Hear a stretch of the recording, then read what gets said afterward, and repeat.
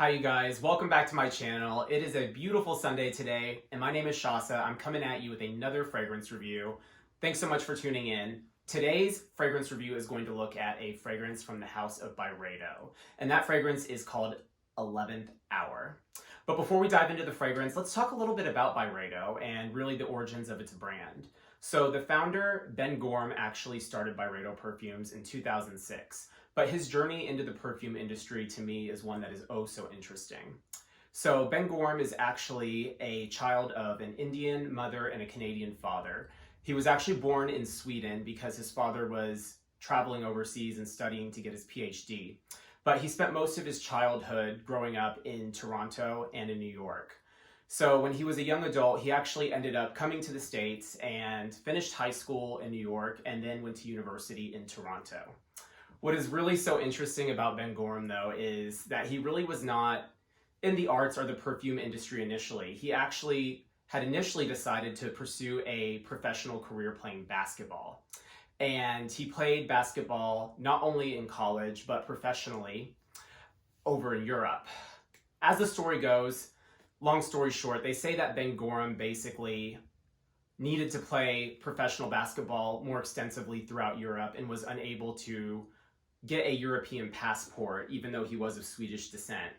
Anyways, if you cut to the end of it, he says, basically after many years of going through legal battles and trying to obtain this passport, it just became senseless. He really kind of lost the passion and really, I guess, the motivation to continue going in that same direction. So he decided to go to art school.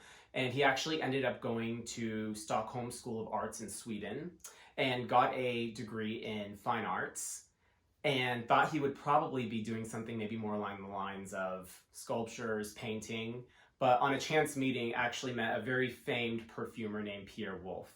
And after a conversation about perfume, both of them decided that they would really take it a step further, and Byredo Perfumes was basically born.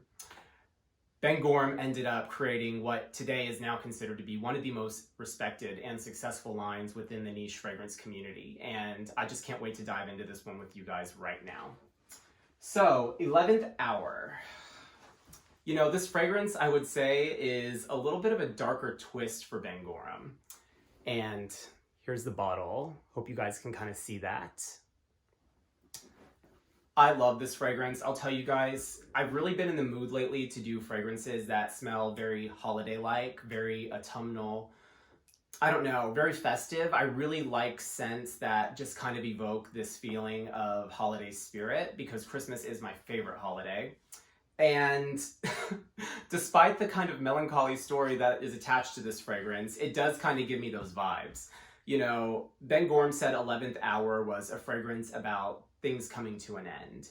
He said it was scented of things that take us on this expedition to the end of time. He says it's the last fragrance on the world.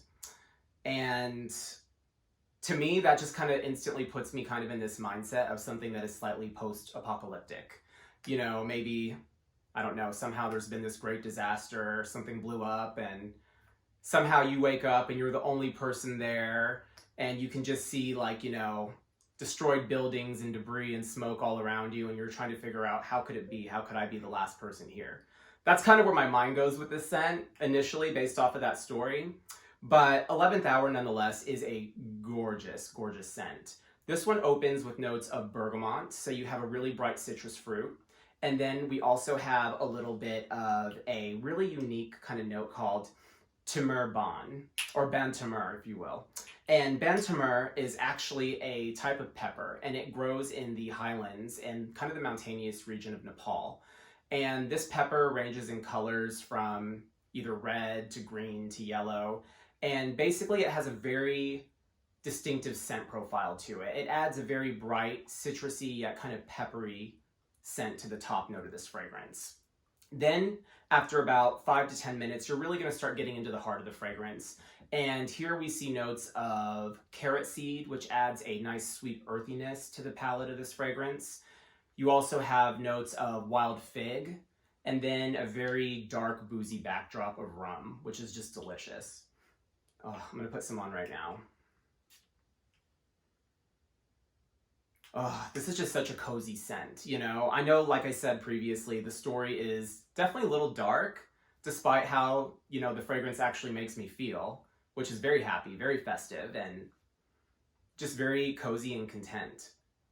So after we experience the heart notes of wild fig, we have the carrot seed, which adds that sweet earthiness to the palate, and then also that really boozy backdrop of rum. We see the base notes, and those come in the form of tonka bean and cashmere woods.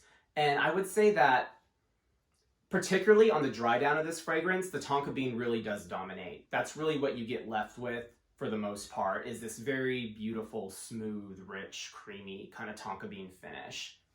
You can definitely still smell the bantamur throughout the entire composition, so that really nice kind of spicy, citrusy palette also remains very present from start to finish when you wear this fragrance.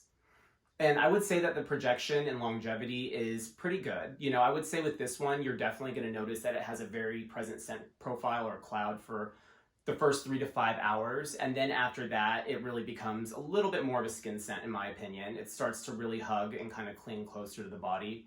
And you'll probably find that you're maybe the only person that will be able to experience it at that point, or, you know, people that are only really within a very close conversational circle. So yeah, you guys, this is 11th Hour by Byredo. This one was launched actually not too long ago. It was a relatively new release coming out in 2018. And yeah, that's today's review. This one retails for either $250 for the 100 ml, or the 50 ml is right around $175. Thank you guys so much. I'll see you in the next video, and have a great day. Bye.